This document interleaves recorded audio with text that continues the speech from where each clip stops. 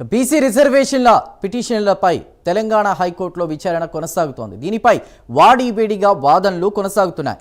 Implead పిటిషన్పై వాదనలు కొనసాగుతున్నాయి. హైకోర్టు తీర్పు సర్వత్రా ఉత్కంఠ నెలకొంది. ప్రభుత్వం తరపున ఏజీ అభిషేక్ మను సింఘ్వి వాదనలు వినిపిస్తున్నారు.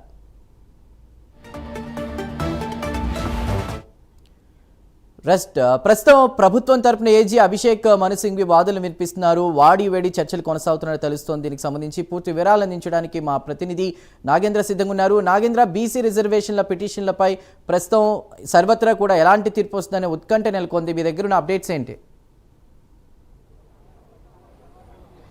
Thank you Chandu.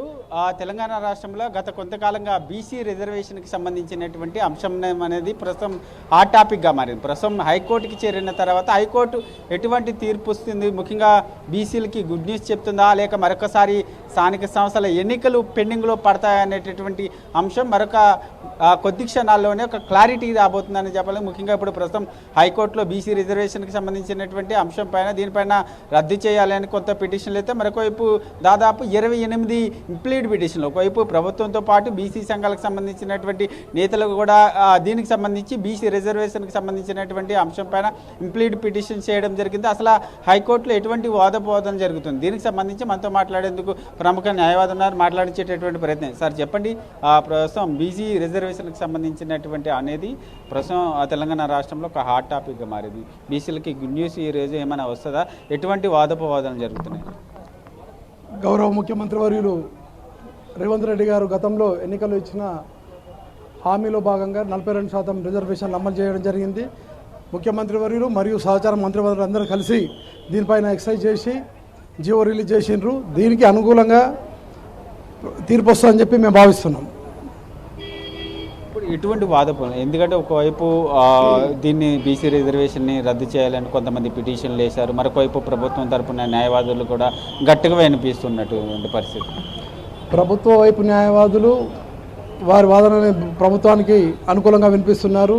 ఏదైతే బీసీకి వ్యతిరేకంగా తెలంగాణ రాష్ట్ర సమితికి సంబంధించిన నాయకులు పిటిషన్స్ వేయించిండ్రు, ఆ పిటిషన్స్కి వ్యతిరేకంగా మరో 30-40 ఇంప్లీడింగ్ పిటిషన్స్ జాయిన్ అవ్వడం జరిగింది ఈరోజు ఉదయము.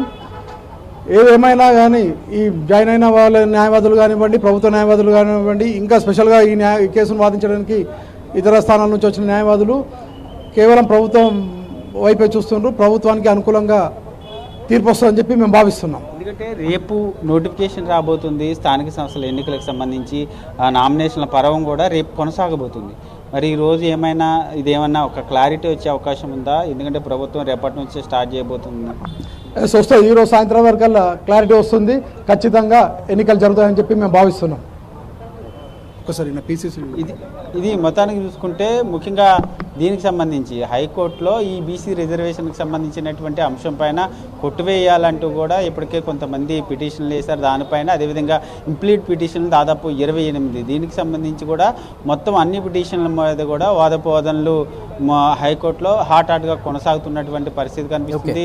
ఎందుకంటే రేపటి నుంచి ఒకవైపు నోటిఫికేషన్ రాబోతుంది, నామినేషన్ల పర్వం కూడా కొనసాగబోతున్నటువంటి నేపథ్యంలో దీనికి ఫుల్ స్టాప్ పెడుతుందా లేక కంటిన్యూ అవుతుందా?